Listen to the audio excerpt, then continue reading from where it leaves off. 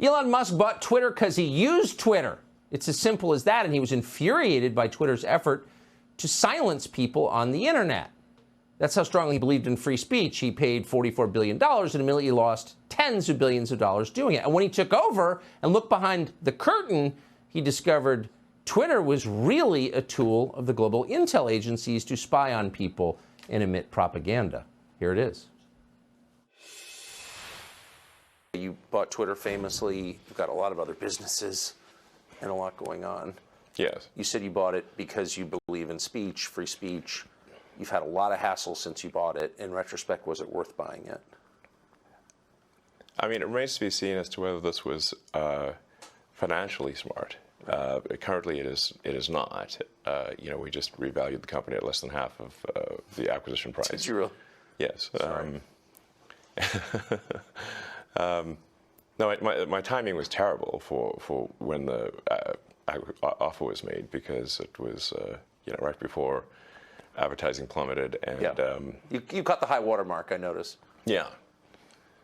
So I must be a real genius here. My timing is amazing, since I've bought it for at least twice as much as it should have been bought for.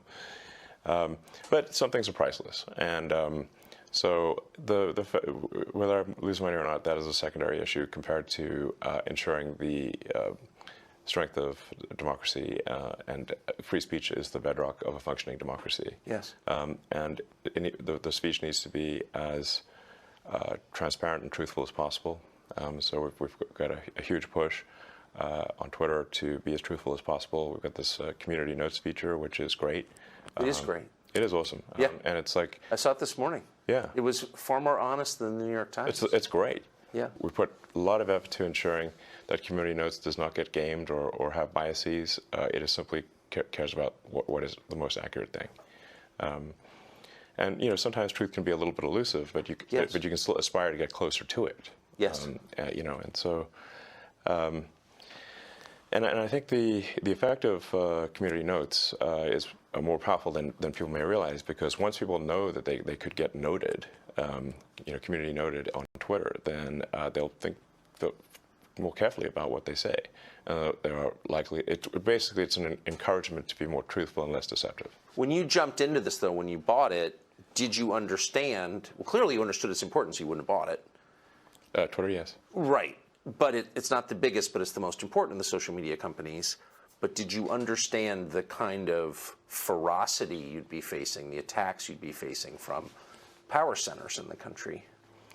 I thought there'd probably be some negative reactions, yes.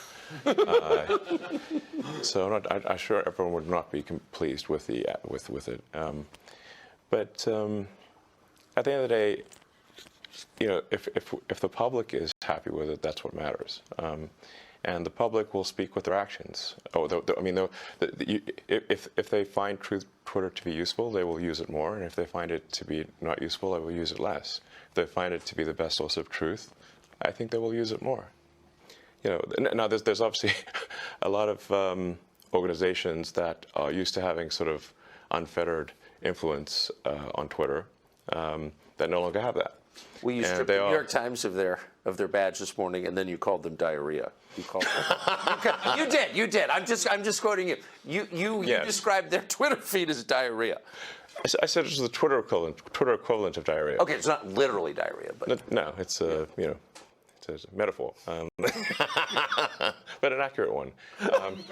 So, I mean, if you look at at NY Times Twitter feed, it's unreadable. It's like because what they do is they tweet every single article, even the ones that are boring, even ones that don't make it into the paper. So it's just nonstop, zillion tweets a day with no. They really should just be saying, like, what are the top tweets? Yes. Like, what are the big stories of the day? I don't know. Put out like 10 or something. So some number that's manageable. As opposed to right now, if you would have followed NY Times on Twitter, you're going to get barraged with like hundreds of tweets a day. Yeah. And your whole feed will be filled with NY Times. So. This is something I would recommend actually for all publications, which is for your primary feed, only put out your best stuff. I think I know a thing or two about how to use Twitter because I was the most interacted with account on the whole system before the acquisition. Before the acquisition closed, I didn't have the most number of followers, but I had the most number of interactions, and so I clearly know something about how to use Twitter. People's attention is limited, so just make sure you put the stuff that's most important there. So because you and people like you do interact on Twitter, it's obviously enormously powerful in shaping public opinion. It's where a lot of ideas and trends are incubated. Yeah. That's why you Absolutely. bought it. It's also a magnet for intel agencies from around the world. And yes. One of the things we learned after you started opening the books is that they were exerting influence from within Twitter. I mean, it was absurd. Did you know that going in? No. Since I've been a heavy Twitter user since 2009, it's sort of like I'm in the matrix. I mean, I can see like do things feel right? Do they not feel right? What tweets am I being shown as recommended? I get a feel like what accounts are making comments, where are the comments eerily similar? Yeah. And then you look at the account and it's just obviously a fake photo, and it's just obviously a bot cluster Yes. over and over again. So I started to get just more and more uneasy about the Twitter situation. I was starting to feel like something's wrong in the state of Denmark here. Something feels wrong about the platform. It seemed to be just drifting in a. I couldn't place it exactly. Just it felt like it was drifting in a bad direction. So then I was like, and my conversations with the board and management seemed to confirm my intuition about that. But basically, I was convinced these guys do not care about fixing Twitter, and I had a bad feeling about where I was headed based on the conversations I had with them. So then it was like, you know what, I'll try acquiring it and see if acquiring it is possible. Now, I didn't have enough cash to acquire it, so I would need support from others, from some of the existing investors. I would also need like a lot of debt, and so it wasn't clear to me whether an acquisition would succeed, but I thought I would try. And ultimately, it did succeed. Anyway, here we are. But when you got there and all of a sudden you own it and all the data on the servers belongs to you. And Well, it belongs to the people, in my view, but yes. But you can see what it is, and you can Yes. see what they've been doing, and you can see who's been working there. You were shocked to find out that various intel agencies were affecting its operations? The degree to which various government agencies had effectively had full access to everything that was going on Twitter blew my mind. I was not aware of that. Would that include people's DMs? Yes. Yes, because the DMs are not encrypted. So one of the things that we're about to release is the ability to encrypt your DMs. That's pretty heavy duty, though, because a lot of well-known people, reporters talking to their sources, government officials, the richest people in the world, Sure. they're DMing each other. And the assumption, obviously, it was incorrect, but was that that's private, but that was being read by various governments? Yeah, that seems to be, yes. It's scary. Yes, it is. Like I said, we're moving to have the DMs be optionally encrypted. I mean, there's like a lot of DM conversations which are, just chatting with friends. It's not important. Of course. That's hopefully coming out later this month, but no later than next month, is the ability to toggle encryption on or off. So if you are in a conversation you think is sensitive, you can just toggle encryption on, and then no one at Twitter can see what you're talking about. They could put a gun to my head, and I couldn't tell. I couldn't. That's sort of the gun to the head test. If somebody puts a gun to my head, and can I still not see your DMs? That's the acid test. Yes. And that's how it should be if you want your. Have you had complaints from various governments about doing this? I haven't had direct complaints to me. I've had sort of like some indirect complaints. I think people are a little concerned about complaining to me directly in case I tweet about it.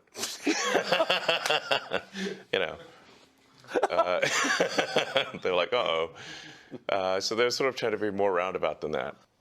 I mean, if I got something that was unconstitutional from the U.S. government, I would say, my reply would be to send them a copy of the First Amendment and just say, like, what part of this are we getting wrong? You have a lot of government. You have a lot of government contracts. What part of this are we getting wrong? Please tell me. I mean, it's a pretty. No, I'm just saying. But you're kind of exposed in your other businesses. So this is just in case our viewers aren't following this. This is not. You're not just like a journalist taking a stand on behalf of the First Amendment. You're a guy with big government contracts, giving the finger to the government. Do you think Twitter will be as central to this presidential campaign as it was in the last several? I think it will play a significant role in elections, not just domestically, but internationally. The goal of New Twitter is to be as fair and even-handed as possible, so not favoring any political ideology, but just being fair at all. Why doesn't Facebook do this? I know that Zuckerberg has said, and I take him at face value, that he, I do actually in this way, that he is a kind of old-fashioned liberal who doesn't like to censor. He has, but he, like, why wouldn't a company like that take the stand that you have taken, which is pretty rooted in American traditional political custom, for free speech? My understanding is that Zuckerberg spent $400 million in the last election, nominally in a get-out-the-vote campaign, but really fundamentally in support of Democrats. Is that accurate or not accurate? That is accurate. Yes. Does that sound unbiased to you? No, it doesn't. Yes. So you don't see hope that Facebook will approach this as a non-aligned arbiter? You've allowed Donald Trump back on Twitter. He hasn't taken you up on your offer because he's got his own thing. Right. Do you think he will go back on Twitter? Well, that's obviously up to him. My job is to, I take the freedom of speech just very seriously. So it's. I didn't vote for Donald Trump. I actually voted for Biden. Not saying I'm a huge fan of Biden, because I would think that would probably be inaccurate. But we have difficult choices to make in these presidential elections. It's not. I would prefer, frankly, that we put someone, just a normal person, as president, a normal person with common sense, and whose values are smack in the middle of the country. Center of the normal distribution, and I think that would be great. I think we have made maybe being president not that much fun, to be totally frank. So all of a sudden AI is everywhere. People who weren't quite sure what it was are playing with it on their phones. Is that good or bad? Yeah, so I've been thinking about AI for a long time, since I was in college, really. It was one of the things the sort of 4 or 5 things I thought would really affect the future dramatically. It is fundamentally profound in that the smartest creatures, as far as we know, on this earth are humans, is our defining characteristic. Yes. We're obviously weaker than, say, chimpanzees, and less agile, but we are smarter. So now what happens when something vastly smarter than the smartest person comes along in silicon form? It's very difficult to predict what will happen in that circumstance. It's called the singularity. It's it's a singularity like a black hole, because you don't know what happens after that. It's hard to predict. So I think we should be cautious with AI, and I think there should be some government oversight, because it affects it's a danger to the public.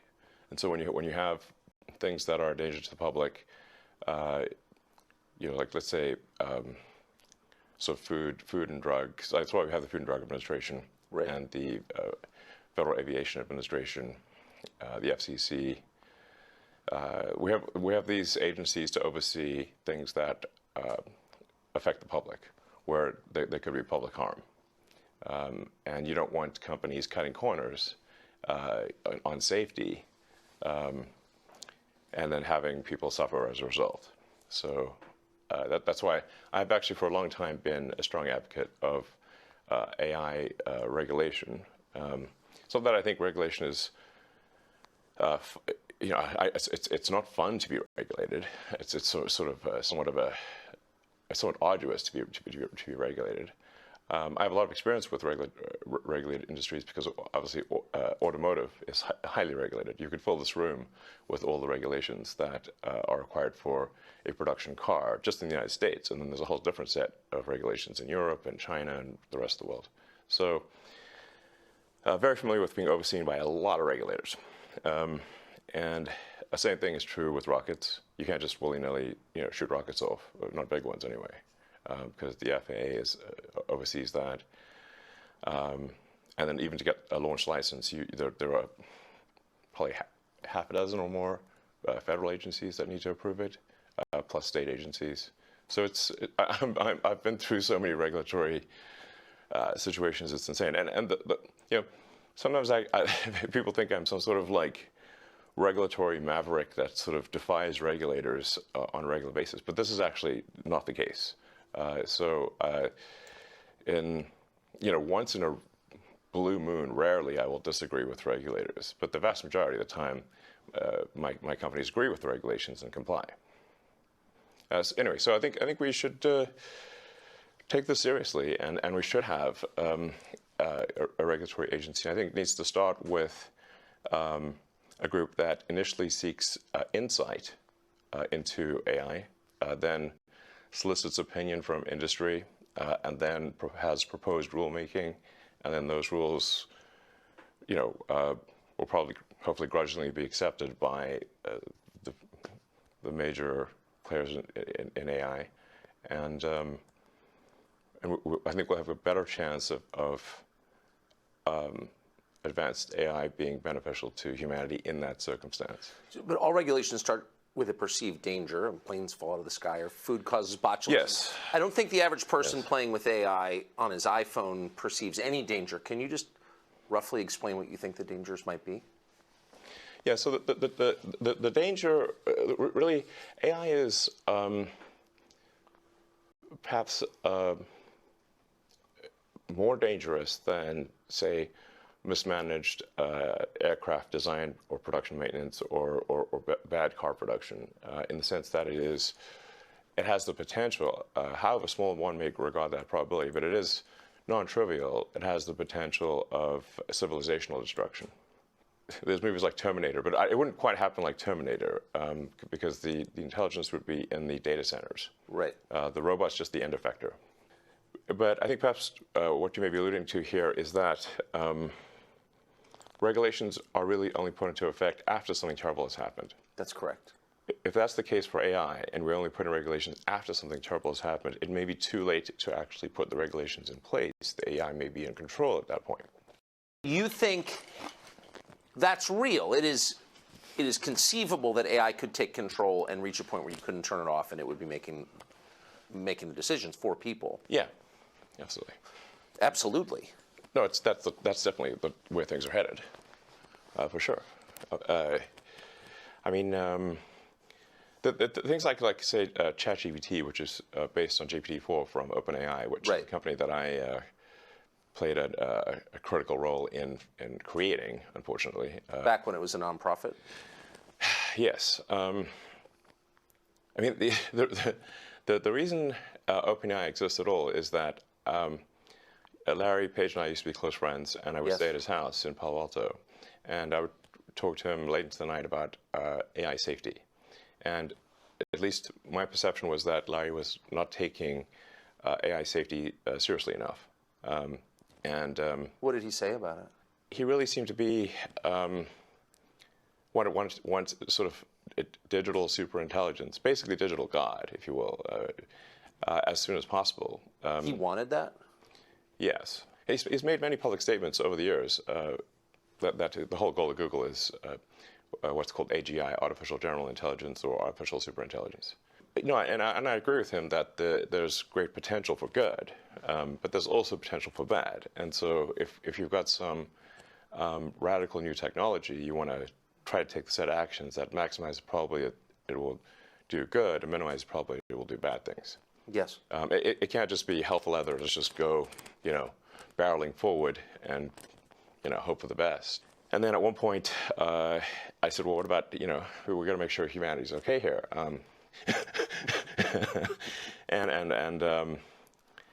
And then he called me a speciesist. Did he use that term? Yes. And there were witnesses. I wasn't the only one there when he called me a speciesist. And so I was like, okay, that's it.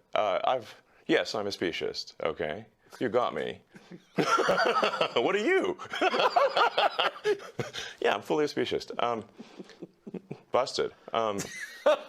So that was the last straw. At the time, Google had acquired DeepMind, and so Google and DeepMind together had about 3/4 of all the AI talent in the world. They obviously had a tremendous amount of money and more computers than anyone else. So I'm like, okay, we're about a unipolar world here, where there's just one company that has close to a monopoly on AI talent and computers, like scaled computing. And the person who's in charge doesn't seem to care about safety. This is not good. So then I thought, what's the furthest thing from Google would be like a nonprofit that is fully open, because Google was closed for profit. So that's why the open in OpenAI refers to open source, transparency, so people know what's going on. Yes. And that we don't want to have like while I'm normally in favor of for-profit, we don't want this to be sort of a profit-maximizing demon from hell. That's right. That just never stops. Right.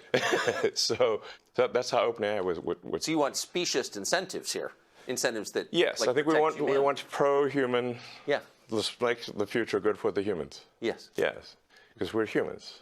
So can you just put it? I keep pressing it, but just for people who haven't thought this through and aren't familiar with it, and the cool parts of artificial intelligence are so obvious.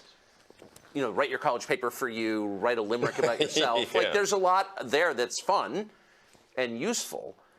But can you be more precise about what's potentially dangerous and scary? Like, what could it do? What specifically are you worried about? Going with old sayings, the pen is mightier than the sword.